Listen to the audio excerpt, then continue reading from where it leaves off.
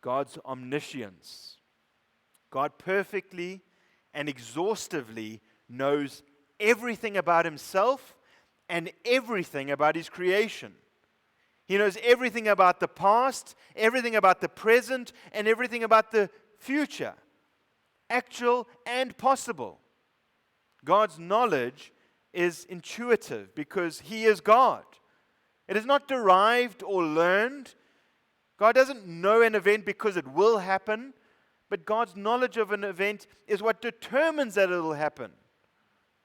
God immediately and perfectly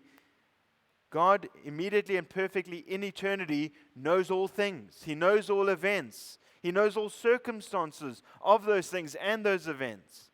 This knowledge is infinite, eternal, and unchangeable, immutable, as we've studied. When we talk about the knowledge of God, there are several important categories.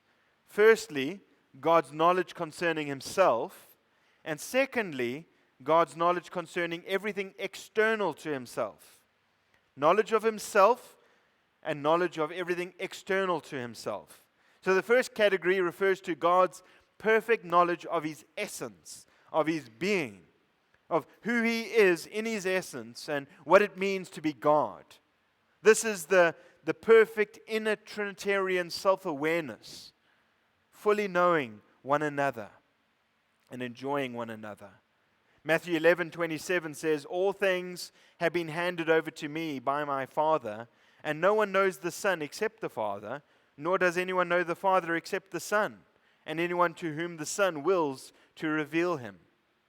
1 Corinthians 2 verse 10 and 11 says, "But to us God revealed them through the Spirit. For the Spirit searches all things, even the depths of God.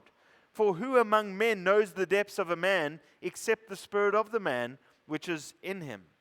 Even so, the depths of God no one knows except the Spirit of God." The second category, that's slightly more complicated.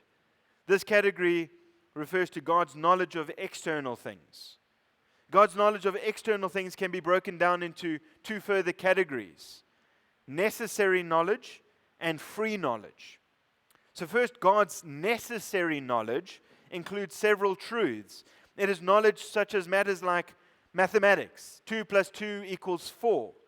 It's also knowledge of truths such as a whole is greater than a part, or no circle can be a square.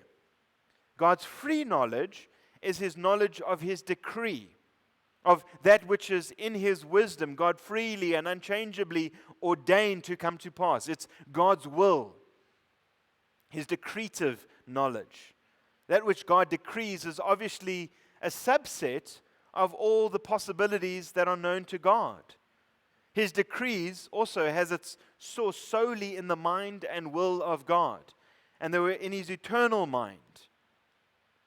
God's necessary knowledge also includes his knowledge of all possibilities, such as possible people, possible lives that they could lead, and a whole range of possible worlds. These are known to God immediately and intuitively. God's definite knowledge. God's definite knowledge. What is God's definite knowledge? This is God's knowledge of all things that he has predestined. It encompasses everything that has happened. Isaiah 42 verse 9 says, "Behold, the former things have come to pass," i.e. the things that God formerly predicted through earlier prophets. "Now I declare new things. Before they spring forth, I proclaim them to you." Definite knowledge is God's knowledge of all events that happen, meaning it includes all things that have come to pass and must come to pass. Joel Beek writes, "This knowledge concerns things that actually are in terms of God's decree and in terms of his self-knowledge. He is perfect foreknowledge of all future events because they have been decreed by him," which explains why the prophets were able to make predictions of things future. What is God's simple knowledge then? God's simple knowledge. Simple knowledge pertains to God's understanding of things outside reality and therefore outside his decrees. There are several biblical texts that we can refer to, such as 2 Samuel 12, verse 8.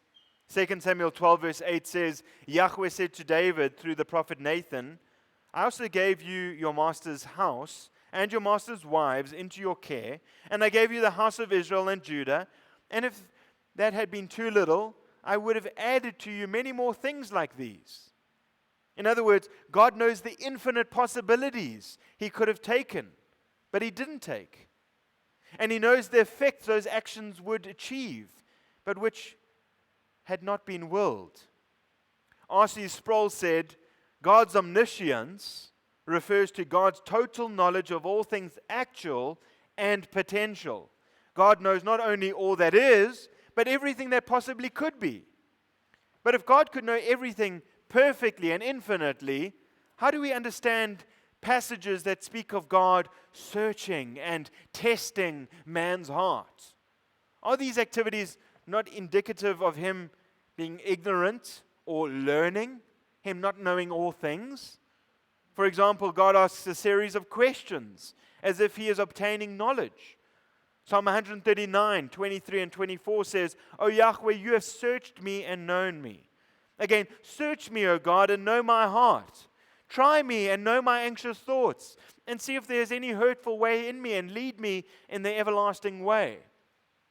As previously mentioned, Scripture often uses anthropomorphic language to describe finite human beings so that we might understand the transcendent, infinite God, who He is. There are communicable components of God's attributes of omniscience.